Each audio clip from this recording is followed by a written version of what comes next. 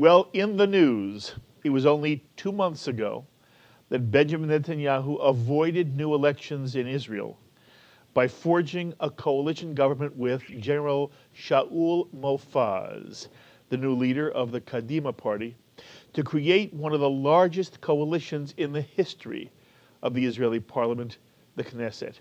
Actually, in the last Israeli elections of 2009, Kadima won the most seats of any party, 28, with Likud winning 27. But the leader of Kadima at the time, Tzipi Livni, was unable to put together a coalition of parties to create the necessary majority of 61 Knesset members. So Bibi Netanyahu was then given the chance, and he was able to create a majority coalition. In May, Mr. Netanyahu thought he was popular enough to win more seats for his party and strengthen his party's control of a coalition government. And so the Prime Minister moved for new elections. It was in this setting that the new head of Kadima, General Mofaz, made a complete political turnabout and suddenly agreed to join the Likud-led coalition, which created a new ruling government with 92 seats in the 120-seat Knesset. And that's when Time magazine ran a cover story, which we reported on, with the title King Bibi, describing the political acumen of Mr. Netanyahu. And many in the Jewish world were optimistic that such a broad coalition would enable the Israeli Prime Minister to take dramatic steps with regard to the peace process, towards reforming Israel's chaotic electoral system, making it more like the American model, so that tiny religious parties would no longer wield unrepresentative power and influence because they were needed to create a majority in a ruling coalition. And the Likud-Kadima coalition was also expected to enable the government to revise or repeal the Tal law, which exempts the ultra-Orthodox in Israel from military service. And there were other reforms and changes many Israelis hoped would flow out of the Likud-Kadima coalition, but evidently it was not meant to be. Almost as quickly as Kadima joined the coalition, Kadima has now walked out of it, ostensibly because Prime Minister Netanyahu was not willing to take on the right wing of his own party and coalition, and was not willing to address the Tal law as had been expected. So what does Kadima's abrupt leaving of the coalition mean for the Israeli present and the Israeli future? For some comment, we're pleased to be joined on our phones right now from Jerusalem by a leading member of the Kadima party, Ze'ev Bielski, who also happens to be the immediate past chair of the Jewish Agency and the World Zionist Organization. And Mr. Bielski, thank you so much for joining us. Thank you, Mark. And I just want to say, as a sidebar, you know, all of us throughout the Jewish world have been so grateful for the years of service you provided to world Jewry, and I just want to say thank you before we talk about politics today. Thank you, Mark. Thanks. It's a pleasure to speak to you. So tell me, Minister Ze'ev Bielski, exactly why did Kadima pull out of the coalition?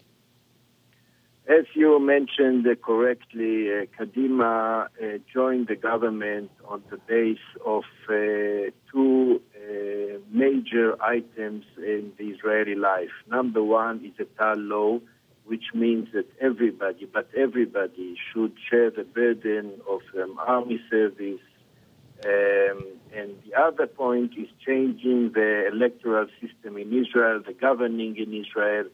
Every 4 years we have to have elections, and statistically from the beginning of the state, every 2 years we have got elections.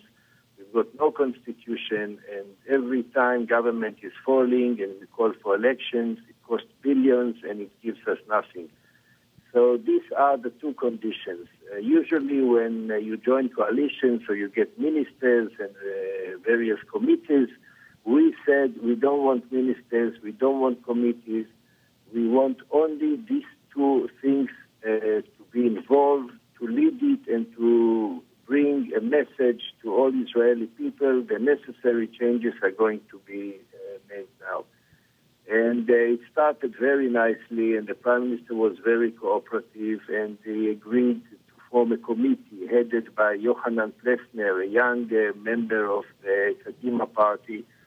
And it started very well, but all of a sudden, when the Prime Minister realized that maybe politically he will have some problems with the ultra-Orthodox parts in his coalition, so he starts going backwards. And eventually, we have seen after trying that there is no really meaning of the Prime Minister to allow us to make the necessary changes.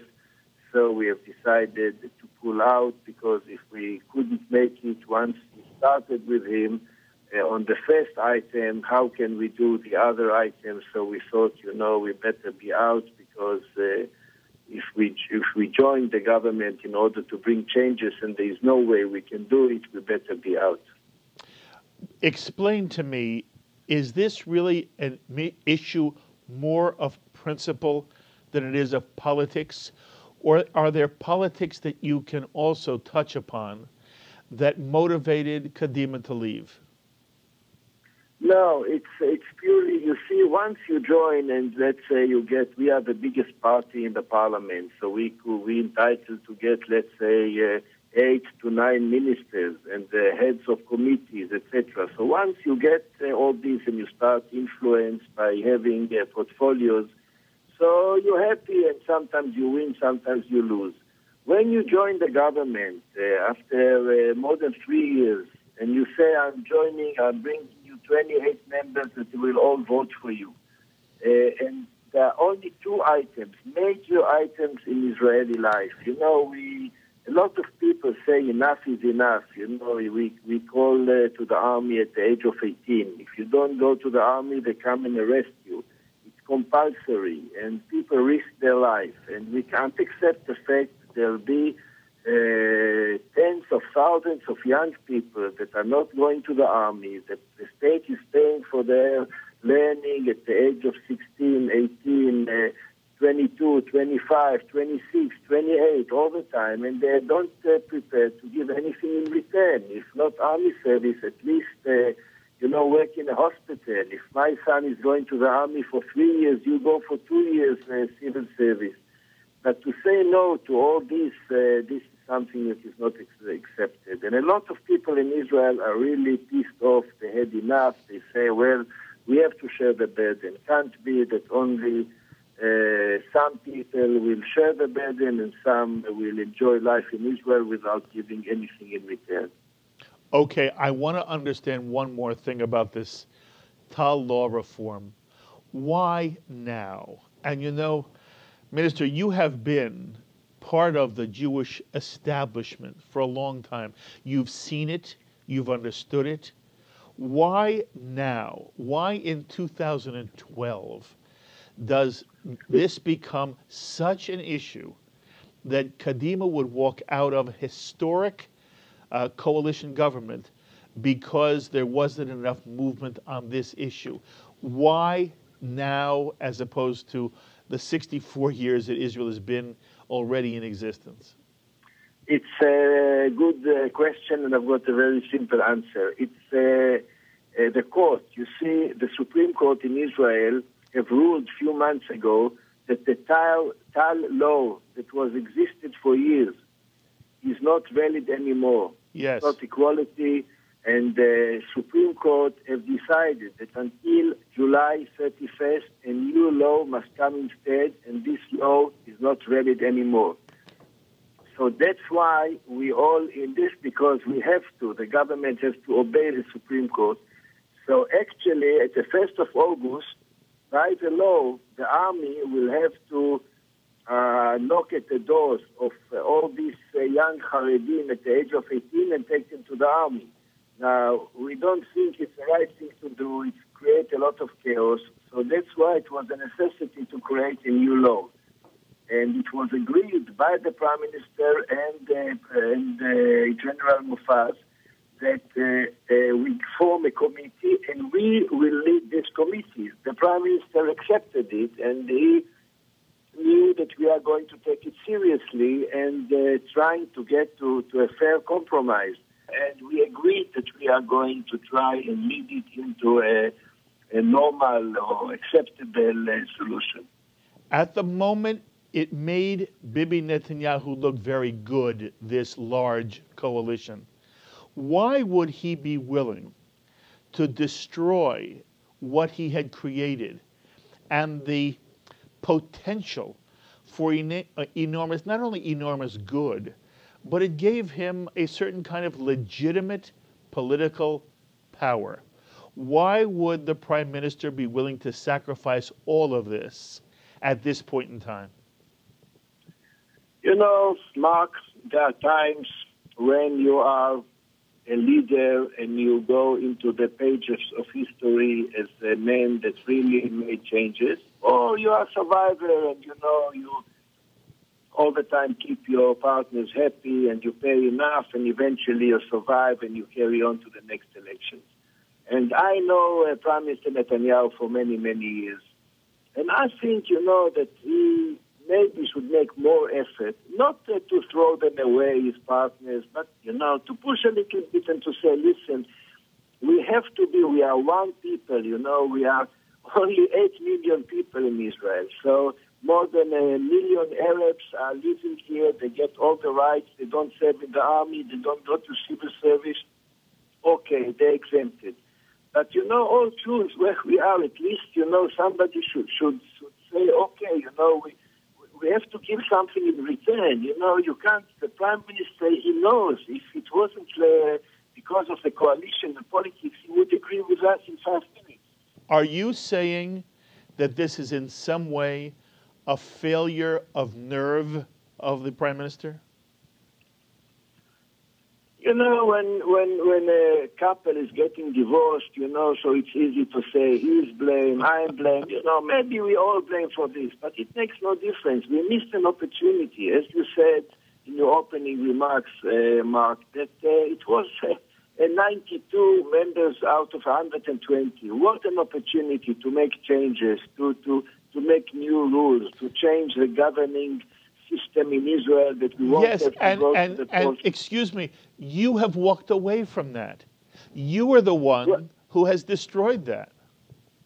Well, we wanted, Mark, believe me, we wanted so much to be there. We made such a sincere effort. We were ready to compromise. But, for tango, you need two. So we waited another day. There were, insults in between, all kind of things that, you don't do among partners. But it doesn't matter. Okay, so we walked. He wasn't. Okay, we missed an opportunity. This is a sad day for the state of Israel because we could change things. We didn't do so. Whoever is blamed for the history will judge. Okay. What will this mean now for the immediate future of the state of Israel? Not much. You see, the Prime Minister is a very capable man, and he's managed with his old coalition. And I think, in few months, the Prime Minister will call elections. So, again, instead of completing the whole period, it will be 6-7 months earlier. And people will go to the poll. And until then, when you go to elections, so you don't do anything to say, okay, let's wait until elections. So actually, Israel is standing still. And it's a pity, and I'm sorry for this. Yes. Does it have any impact at all on Israel's participation in the peace process? Of course there is, because we believe that since we are the biggest party in the parliament and we've got our influence, so maybe, we can have more influence on the Prime Minister, to renew the negotiation with the Palestinians. And of course, people say, listen, we haven't got a partner, we tried. But we believe it's our interest to speak to our neighbors, the Palestinians, and to leave it, doing nothing. It's not for the benefit of the state of Israel.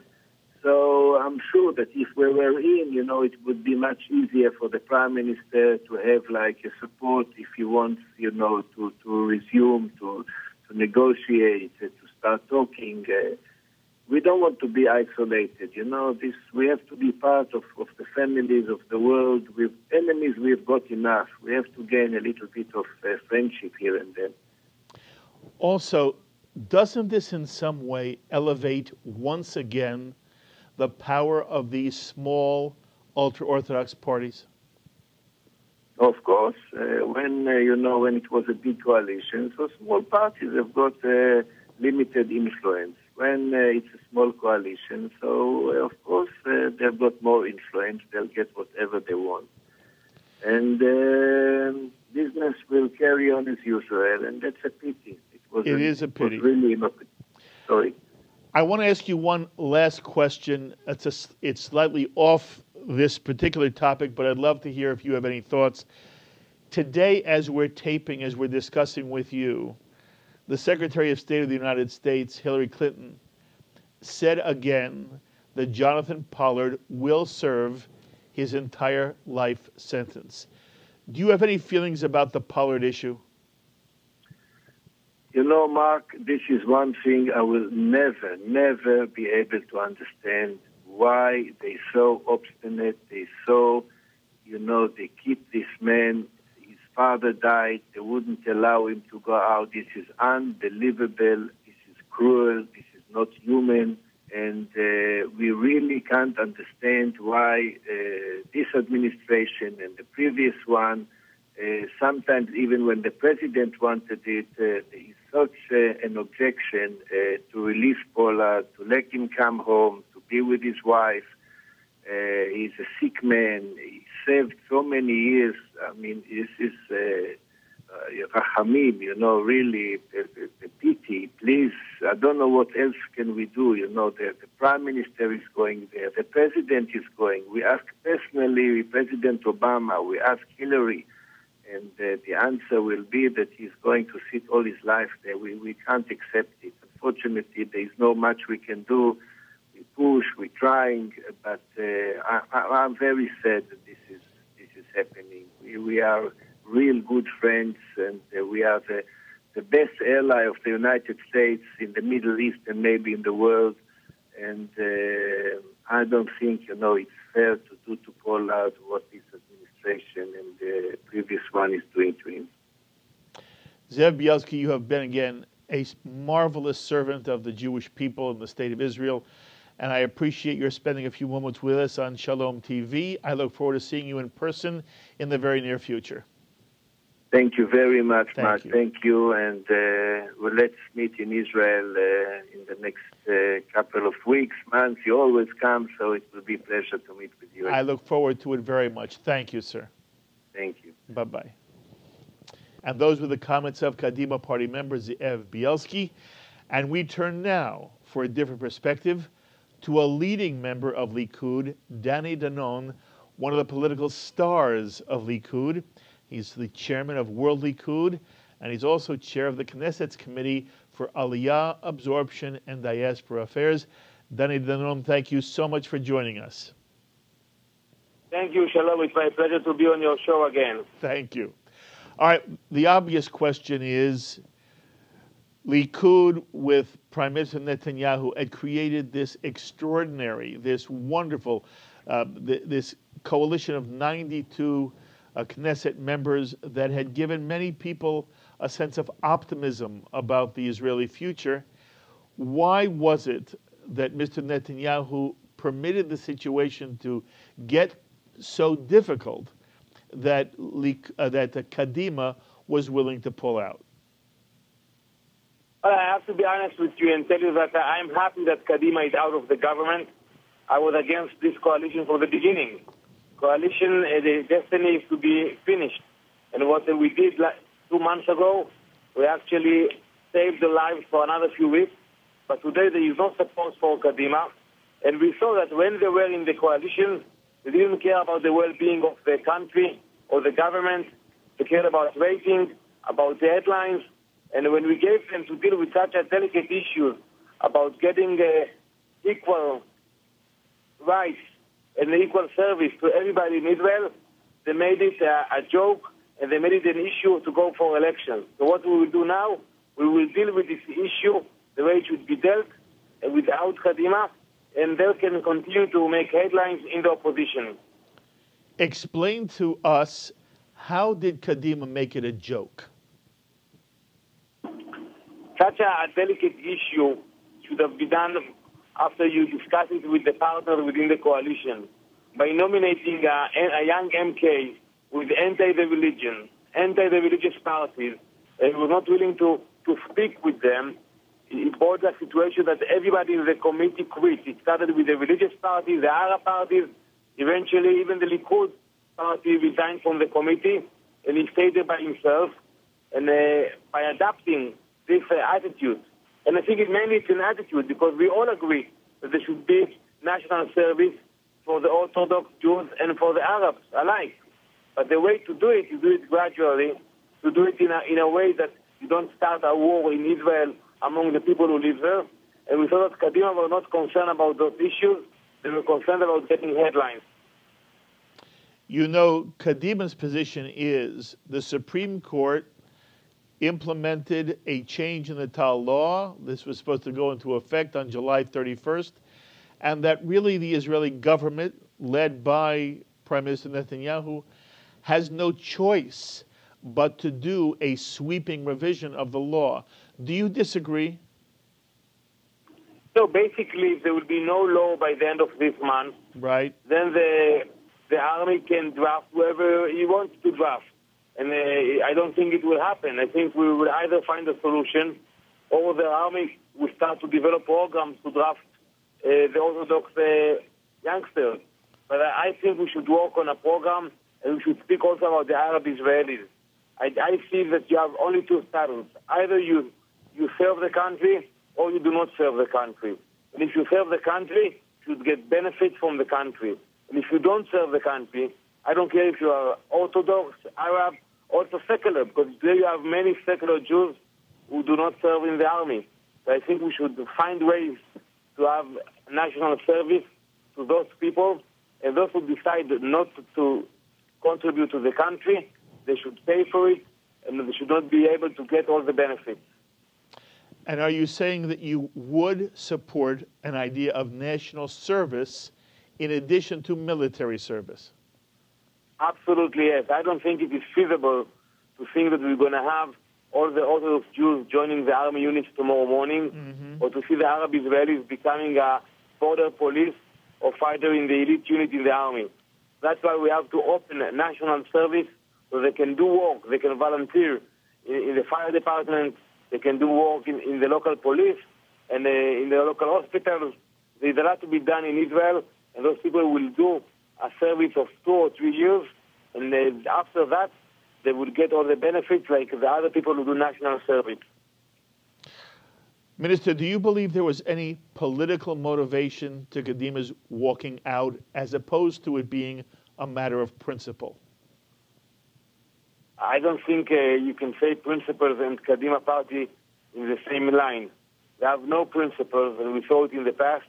And I think now they are worried about what will happen in the next election. The polls are not so good for Kadima, and they're looking for an issue that maybe will allow them to survive with few seats in the Knesset. Will the fact that this coalition went from 92 to roughly 64, it becomes now there's a minor majority, it looks very much like prior coalitions. Will the fact that this coalition has been reduced by 28 seats, does it mean Likud now will push for new elections? We were able to govern also with only 66 seats in the government, and we did it pretty well. We are now marking almost 3.5 years in office, and it's not something which is happening very often in Israel when you see government lasting for so many years. If you compare it to Barak or Olmert, that after 2 years had to go for early elections. So I think we're doing a good job. Prime Minister Netanyahu can choose now whether to go for early elections or to continue. But I think in February we will mark 4 years of the current government.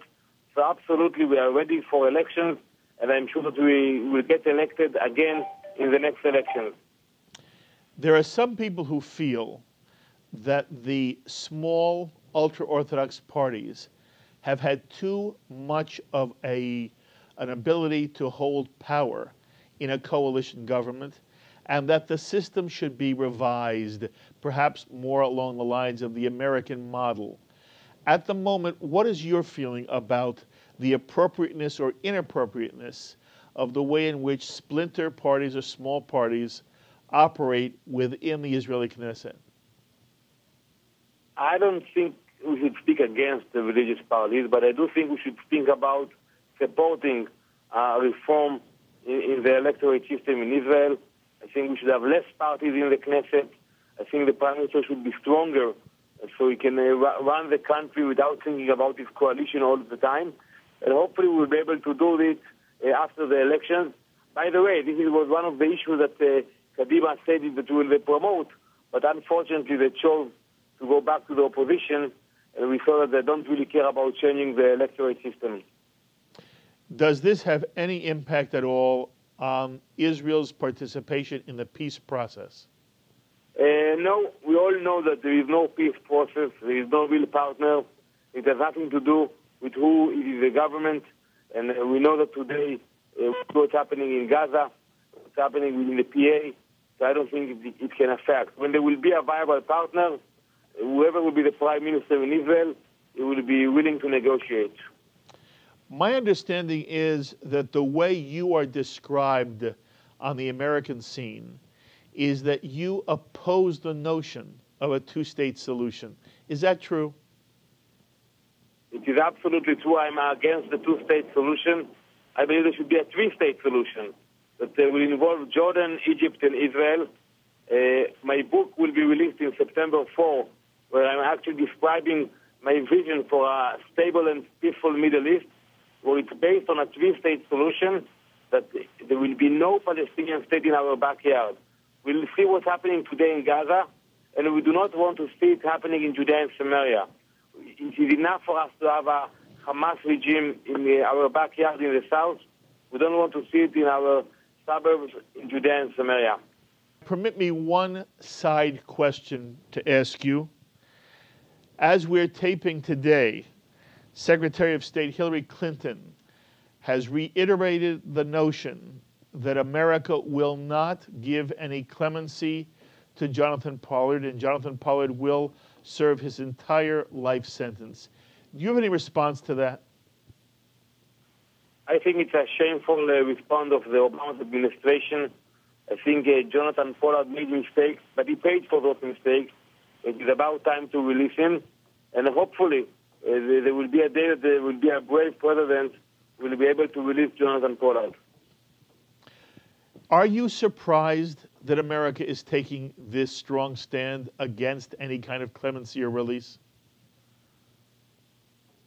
I am surprised because if I want to compare Jonathan Pollard to other spies coming from other countries, like Germany or former Soviet Union, and I ask myself, what is so special about him and why he has to pay such a heavy price?